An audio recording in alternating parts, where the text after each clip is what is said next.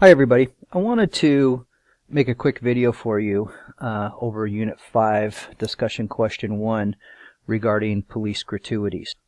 Because, where'd my video go? Because I really find this question kind of interesting, and there are some perspectives on this that are a little less popular in the textbooks, but I think most definitely worthy of consideration that I wanted to bring to your attention. I found myself trying to type these in several of the posts this week, and I thought, you know what, it's probably just easier if I make a video and we can tell everybody, and I can have it for the next time around as well. So anyways, as you can see on the video here, I got a little document for you from this E-Roll Call magazine, and it just happens to be one that I pulled up relatively quickly, and it talks about or presents this idea of common sense on police gratuities. And the part that I'm talking about is in the post this week, the bullet that says, assess how you would respond as a police officer if you were put in a situation involving gratuities. And we have the stereotypical free cup of coffee, you know, and in the convenience store scenario for you. And of course, in the textbook example is the upstanding code of ethics super police officer never accepts a free cup of coffee because that free cup of coffee will be seen, you know, the other customers will look at it and say, you know, maybe perhaps, oh, you know, those cops are always looking for something for free, or, oh, you know, they get everything for free, or whatever, and that would tarnish the badge and tarnish the reputation of the police department. They say we don't take the cup of coffee because the business owner might then say, hey, I gave you a cup of coffee, you know, can you let me stay up, you know, or stay open a little bit later? You know, geez, you caught me selling beer to this kid who's underage. You know, cut me a break. I give you a free cup of coffee all the time. You know, can I get something back here? You know, give a little, get a little. Quid pro quo, they call it. And all those things are very true. And the problem is they also exclude or set up the officer, I think, for failure. And here's why.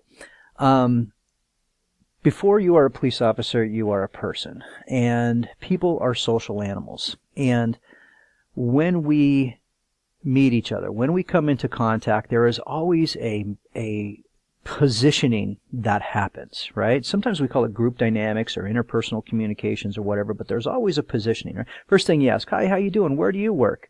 Oh, I'm a doctor at the hospital. Oh, okay, now, boom, I can subscribe social status to that individual, right? So that's how it works in human society. Now we put on a uniform and go to work, but we're still people. So you go into a convenience store and an individual says, hey, officer, how you doing? Oh, great. This is a free cup of coffee for you. I think there's room for common sense to think about, is this a social interaction that's acceptable? Or does this come with strings attached? And that's where I think we have to allow the officer the discretion and trust in the maturity and the judgment of the officer to assess that situation and make a better choice, as opposed to setting the officer up for failure by a strict policy of enforcement that, you know, we don't accept any gratuities, and or the opportunity to feel like he's doing something wrong if he does accept that, right? There's a betrayal there that I don't know. I don't think it has to really be there, okay? I mean, think about it. We are going to trust you guys, the people listening to this video, with a pistol, a shotgun, an AR-15 rifle, or some other kind of rifle, perhaps someday an armed drone, all kinds of less than lethal pepper ball stuff, tasers, stun guns, and nightstick batons, right? ASP batons.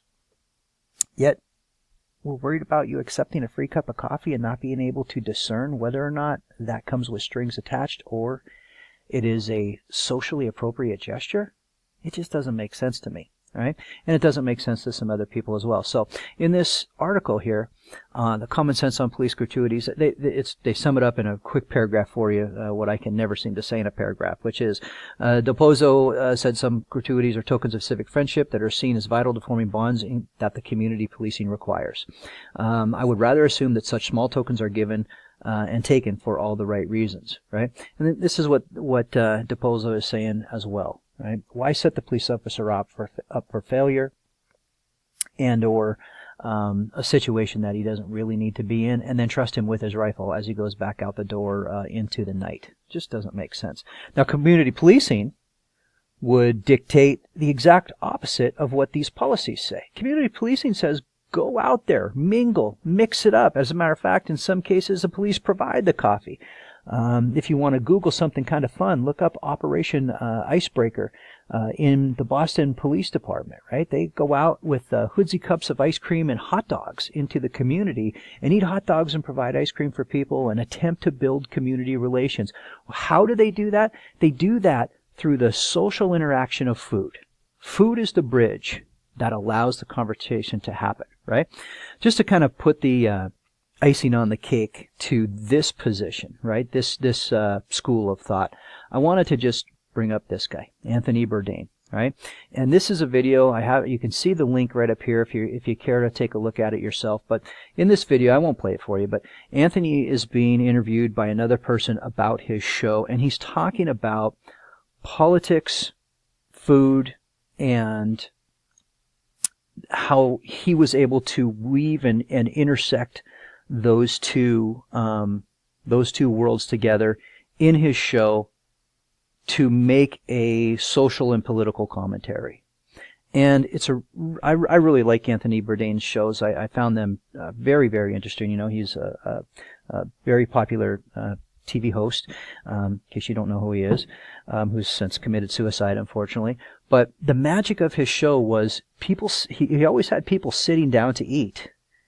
But then when they sat down to eat, they talked about the hardest subjects. They talked about the most delicate subjects, sometimes the most personal subjects. And again, he made $1 million. He made a great TV show and generated a good following off of the simple bridge of food.